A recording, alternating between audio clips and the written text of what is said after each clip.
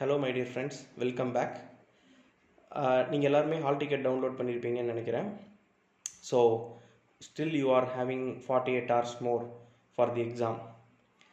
இந்த மாதிரி நேரத்தில் நம்ம ரொம்ப கவனமாக இருக்க வேண்டியது, அன்வான்டாக வாட்ஸ்அப் குரூப்புக்கு போயிட்டு அங்கே வர்ற கொஷின்ஸை சால்வ் பண்ண ட்ரை பண்ணுறது, இது நமக்கு தெரியுதான்னு வேலிடேட் பண்ணுறது, இது வருமோன்னு சந்தேகப்படுறது, இந்த எல்லாத்தையுமே ஓரமாக வச்சுருங்க. உங்கள் ப்ரிப்பரேஷன் தனி, அவங்க ப்ரிப்பரேஷன் தனி. You have a different story. உங்களுக்கு மெசேஜ் அனுப்புகிறவங்க ஹாவ் அ டிஃப்ரெண்ட் ஸ்டோரி. இது ரெண்டும் ஒன்று கிடையாது. ஃபஸ்ட்டு இதை மைண்டில் ஃபிக்ஸ் பண்ணிக்கோங்க. நம்ம இப்போ என்ன தான் பண்ண முடியும் அப்படின்னா, நீங்கள் ஆல்ரெடி நிறையா படிச்சிருப்பீங்க, அதை ரிவைஸ் பண்ணுங்கள், ரீகலெக்ட் பண்ணுங்கள், அதை இன்னும் நல்லா டைஜஸ்ட் பண்ண ட்ரை பண்ணுங்கள். அதை இன்னும் ஷார்ட்டாக கன்ஜஸ்டடாக ஒரு சின்ன நோட்ஸாக ஒரு சின்ன ஷீட்டுக்குள்ளே கொண்டு வர ட்ரை பண்ணுங்கள். அதுதான் உங்களோட பொக்கிஷம், அதுதான் மார்க்காக கன்வெர்ட் ஆக போகுது. நான் சொல்கிற ஒரு முக்கியமான விஷயத்தை நல்லா மனசில் ஏற்றிங்க. The amount of effort that you are putting in is directly proportional to success. நீங்கள் இத்தனை நாளைக்கு எவ்வளோ எஃபர்ட் போட்டிங்களோ அது நிச்சயமாக சக்ஸஸாக கன்வெர்ட் ஆக வேண்டிய சூழ்நிலை வந்துருச்சு. அது சக்ஸஸாக கன்வெர்ட் ஆகியே தீரும். அதில் எந்த விதமான சந்தேகமும் உங்களுக்கு தேவையே கிடையாது. அது மாதிரி இந்த மாதிரியான சூழ்நிலையில் நீங்கள் ரிசல்ட்டை பற்றி எதையுமே யோசிக்காதீங்க. டாப் 6% வருவோமா வர மாட்டோமா, அதை பற்றி பிரச்சனை கிடையாது. நீங்கள் பண்ணுற ஒர்க்கை நேசித்து பண்ணுங்கள். நான் சொல்கிற இந்த ரிவிஷன் ப்ராசஸை மட்டும் கரெக்டாக பண்ணுங்கள். ரிசல்ட் எப்படி வேணால் வந்துட்டு போகுது, அதை பற்றி நம்ம ஒரி பண்ணவே தேவை கிடையாது.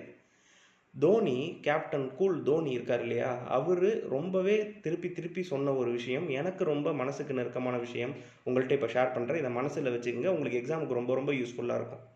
ஒரு மேட்ச் நடக்குது, குரூஷியலான மேட்ச்சு, டக் ஆஃப் வார், எந்த டீம் ஜெயிக்கும்னு தெரியாது. இப்போ கிரவுண்டில் கேப்டனாக இருந்து அதை ஹேண்டில் பண்ணிகிட்டு இருக்காரு.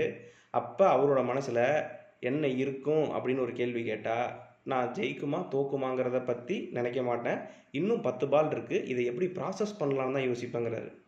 அப்போது எனக்கு இன்னும் 48 மணி நேரம் இருக்குது, நான் எந்த விதமான டிஸ்ட்ராக்ஷனும் இல்லாமல் இது வரைக்கும் நான் படித்ததை எப்படி கன்சாலிடேட் பண்ணி சிந்தாமல் சிதறாமல் கொண்டு போக போகிறேங்கிறத மட்டும்தான் பார்க்கணுமே தவிர, என்னவாகும் ஏதாகும் அப்படிங்கிறத பற்றி நம்ம யோசிக்கவே தேவை கிடையாது.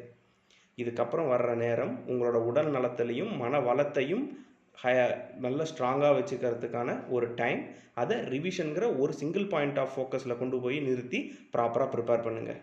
சக்ஸஸ் வேறு எங்கேயும் இல்லை, உங்களுக்கு ரொம்பவே நெருக்கமாக இருக்குது. இன்னும் சொல்லப்போனால் அடுத்த 48 மணி நேரம் கழித்து புயல் கரையை கடக்கிற மாதிரி சக்ஸஸ்ங்கிறது உங்களோட வீட்டை தாண்டி உள்ளே வரப்போகுது.